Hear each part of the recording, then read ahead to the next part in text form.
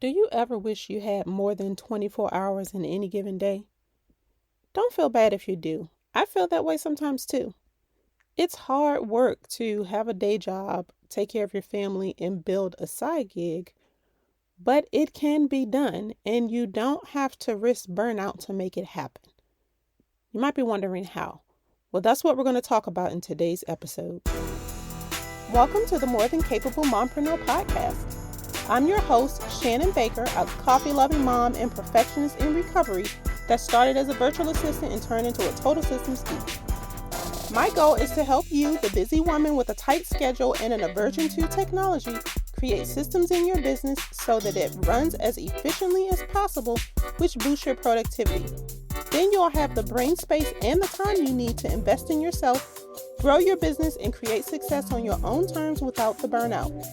So grab your cup of coffee, some sparkling water, or pour a glass of your favorite wine, and let's dive into today's topic.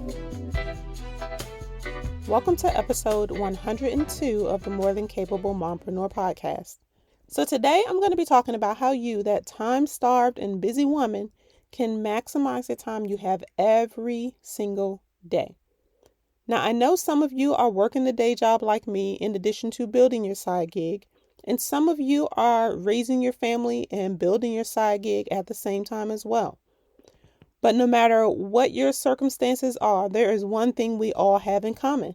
We have to be intentional about how we use our time. We only get 24 hours every day, and on the days that we find ourselves wishing we had more time, it's usually the days we didn't spend our time wisely, mostly because we didn't plan. Now, you and I have different things that we have to do every day, but there is a way to make time for the more important things and still have time to work on your side gig without having to get up at some ungodly hour or be up until 2 a.m., unless that's just your thing. Building a sustainable and scalable business is hard to do on any given day. And when you're working a day job, raising a family, and trying to build a business at the same time, it's even harder. But your business is something your heart truly desires to make happen. So let's discuss some ways that you can reframe your approach to getting things done so that you can actually do it all. Let's start by talking about how you can be intentional with your time. Now, there are some priorities in your life that are non-negotiable. That will be your day job if you have one, the time you spend teaching your kids or monitoring them if they're homeschooled or learning virtually, or if your kids leave the house for school, sports, or any other extra activities, drop off and pick up times, practice time, games, etc. All those things are non-negotiables. So what you'll need to do is plan by dropping all of those things into your calendar. That way you can see what time you have left and can use those pockets of time to make your business a priority. So that means you can't wing it. You have to plan out your time. Now, whether you use a digital calendar or a paper calendar or a hybrid of both like I do, you've got to plan your week out, and you need to have one calendar that shows everything that happens in your life. That way you can see at a glance what your week and your month ahead looks like in terms of everything. That's from work to appointments to client meetings to your workouts and anything else that you need to remember.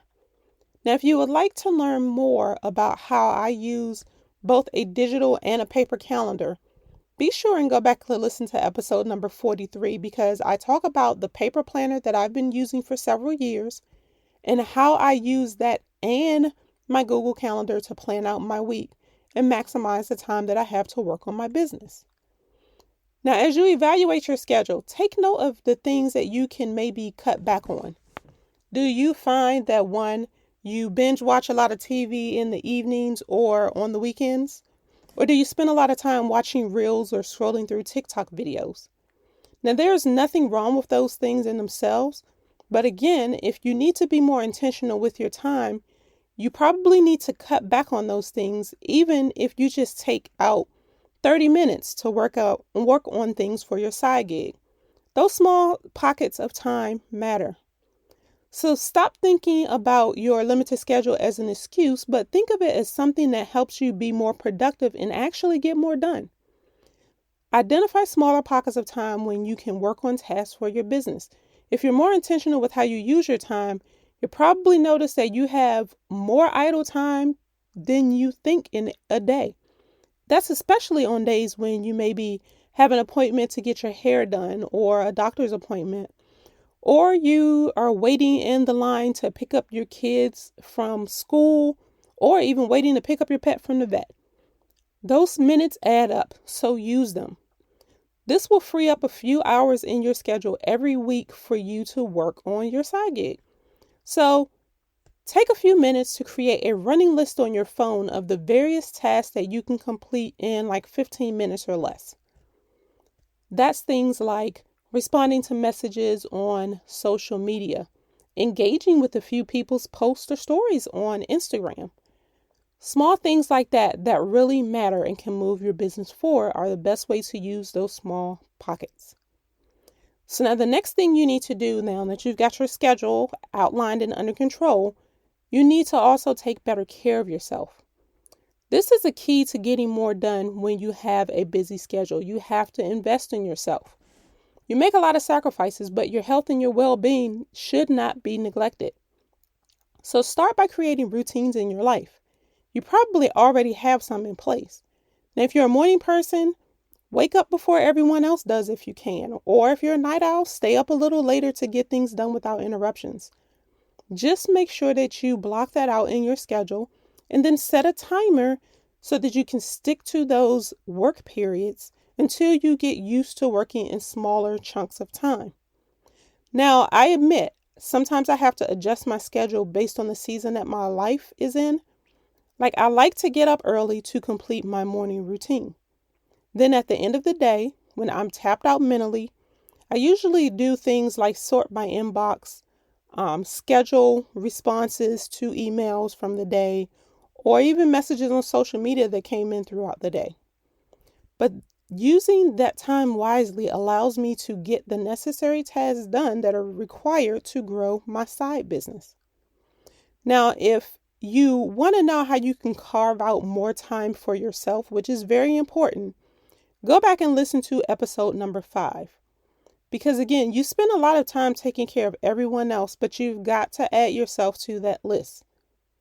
Now, you also need to maximize your energy levels. Have you ever heard of your golden hours? It's the time of day when your mental capacity is at its peak, so you complete your most important work during that time. You can get a good amount of work done in a small window of time. I know I work best in the morning, so I block out time at the beginning of the day for any creative tasks that I have to do, like professional development, selecting and outlining podcast topics, or writing social media content, things where I need my creative juices flowing. Now, another form of self-care is getting help, which I know is easier said than done sometimes. But one thing you need to understand and accept is that you cannot do it all. So ask your husband to take on a few more of the household responsibilities. Give your children chores to help you out and reduce your list. You can also identify things that you can outsource, like grocery shopping or even your laundry if you can afford it. I started getting my groceries and even things from Target delivered to my front door every week about 2 years ago. And let me tell you, I love it because it frees up at least an hour in my schedule every week that I can use on something else. Those pockets of time add up and have been truly instrumental in helping me hit some huge milestones in my business and stay consistent with this podcast. So I know it can do the same for you. So the next thing you need to do is get organized. After getting your schedule laid out, you need to determine what you're going to prioritize in your business and then get yourself organized. Once you know what your priorities are based on your goals, you don't want to waste time looking for the things that you need to get your work done. One of the 6 core systems you need in place in your business is a digital filing system. We spend our lives on our phones, tablets, and computers. So there is no need for you to be searching through piles of paper on your desk or recreating documents that you need to send to clients. Now, there are a number of digital tools that have mobile apps which make it easy for you to access your organized files on the go. The key word here is organized. You can create folders to sort your digital documents for free in either Google Drive or Dropbox. That way, no matter where you are, you can access the information that you need. Now, if this is something you've been putting off because it's going to require work to get things organized, well, all I can say is you got to suck it up, Buttercup. You need to get this taken care of because you're wasting time searching for things and probably recreating the wheel. So go back and listen to episode 16 where I share a 3-step process to help you create your digital filing system. And if you would rather just delegate it or get some help with it, schedule a 15-minute discovery call with me and let's talk about it and make it happen. I'm going to put a link to my calendar in the show notes. Something else you need to do to get organized is securely store your passwords, and there are a few options for this. If you have an iPhone, iPad, or a Mac, you can use iCloud Keychain and have access to those stored passwords on all of your Apple devices. Now, if you're an Android user, the password manager can actually be synced to your Chrome browser and be used across all your devices. Now, if you need to share passwords because you outsource some work, then I strongly recommend you use LastPass. You can securely share your password with someone else that uses LastPass as well. What you do is send it to them and it allows them to view or not to view your password. You get to choose, and then when they no longer need access, you can resend that in your shared password part of your account later. But you only need to remember one password. That's the great thing about LastPass. And then everything else is securely stored in one central location. Now there's a web version and a mobile version. You have access to both if you have the Pro version. Now I have a free account, so I can only access my passwords on my Mac. But the web version automatically detects a new sign-in and asks if I want to store the information. And then when you go back to that website, it auto-fills the information for you the next time you log in. So if you want to kick the tires with a 30-day trial for free, you can decide to upgrade later for $36 a year. Now, the next thing you need to do is set boundaries and be disciplined. In order for you to do this, you're going to need to make more calculated decisions. Now, you will have to make sacrifices and you will have to set boundaries for yourself. Start by not being a yes girl. No is a complete sentence. If you say yes to something outside of your boundaries, it means you're saying no to something your boundaries are supposed to protect. So that means that 1, you've got to set the boundaries with yourself, with your family, for your business, with your clients, and then you need to stick to them. Now, if you work at home, you've got to clearly communicate those boundaries with your family. Granted, the way you approach this depends on the age of your children, but you've got to make it clear that you have a work schedule even though you're at home. Now, you may not follow your schedule to the T, but it at least gives everyone a point of reference. And again, you can communicate that maybe you can't take care of something right now, but you will be available maybe in 15 minutes or so. Now, when it comes to setting boundaries with your clients, this starts at the beginning of your working relationship. If you don't have clear boundaries, you teach your clients not to respect your time because you don't. Business boundaries give you the ability to clearly communicate expectations with the clients so that they will respect you and your time, and that allows for your relationship together to blossom. Now, if you want to know the types of boundaries that you need to put in place with your clients and how to communicate them, make sure you go back and listen to episode number 47. And the last boundary you have to set is one of the hardest. This is with yourself.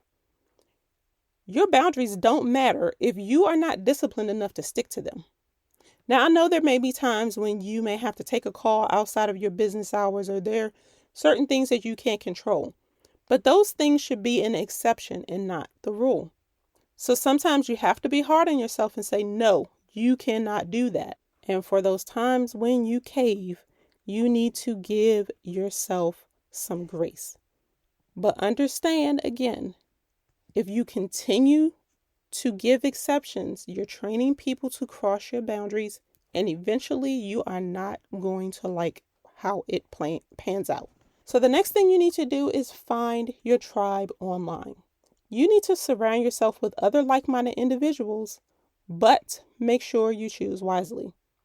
Now, we've talked about the fact that you need to be intentional with your time, and there are a ton of online communities for just about any industry or type of business. So make sure you're intentional about how much time you spend in these groups and forums, but be sure that you form connections with people that will help you grow, that you can bounce ideas off of and get inspiration and assistance from. We all crave a supportive community because we don't necessarily have a husband with an entrepreneurial mind that we can bounce ideas off of. I know I don't. And that's why inside of my free Facebook group, The More Than Capable Mompreneur, we support each other and encourage each other. We're a small but mighty group of busy women trying to grow our businesses. The women in the group give me great feedback. They help me generate new topics for podcast episodes. We troubleshoot things in our business with each other. I brainstorm with them, I bounce ideas off of them, and that helps me get clarity. We do the same for each other. But with their support, I feel empowered and excited as I continue to grow my business and even become a better podcaster.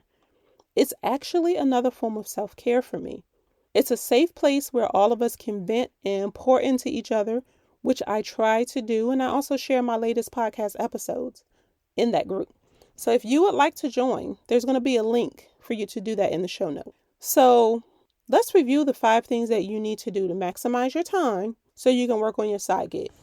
1, you need to be intentional with your time. Plan out your week and maximize the pockets of time that you have to complete tasks based on your priorities. Small steps add up to big progress. 2, take better care of yourself. Make your health a priority and set routines that will help you conserve energy. Also, be sure to maximize your energy by completing tasks during your peak hours of the day. Be sure to ask for help from others around the house if you can. Delegate tasks and use that time to work on your business. 3rd, get organized in your business and stop losing time looking for things. Create a digital filing system so you can locate what you need even when on the go, and make sure you securely store your passwords so that you don't have to keep resetting things and wasting time. 4, set boundaries and be disciplined. Stick to them. If you say yes to something outside of your boundaries, it means you're saying no to something your boundaries are supposed to protect. 5, find a supportive community online that you can brainstorm with, learn from, and get inspired by as you continue on this journey. But be mindful of how much time you spend in those communities. So I hope these tips were really helpful for you. I want you to remember, you're not alone, and I want to help you succeed. We can do this together because there's strength in numbers. And if you feel the women in your community will benefit from this episode, please feel free to share it. Take a screenshot and post it in Instagram stories and tag me at _Shannon Baker. I want to hear your thoughts about the tips that I shared so that I can continue to share information that you find valuable. Again, I'm going to drop links to the episodes that I mentioned in the show notes, as well as a link to my calendar for you to schedule that discovery call and for you to join the Facebook group. So thank you again for staying with me this long. And until next time, keep calm and streamlined.